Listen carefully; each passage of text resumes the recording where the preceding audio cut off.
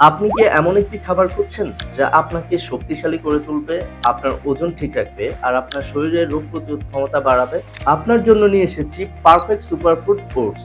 আপনি যদি নিয়মিত ওটস খেতে পারেন তাহলে আপনি পাবেন শরীরে দীর্ঘস্থায়ী শক্তি ও প্রোটিন সাপোর্ট। এছাড়াও ওটস খেলে আপনার হজম সহায়তা বাড়ে, সাথে ওজন নিয়ন্ত্রণে থাকে এবং আপনার উচ্চ রক্তচাপ বা কোলেস্টেরল কমে যাবে। এটি সম্পূর্ণ প্রাকৃতিক ও পার্শ্ব প্রতিক্রিয়া মুক্ত।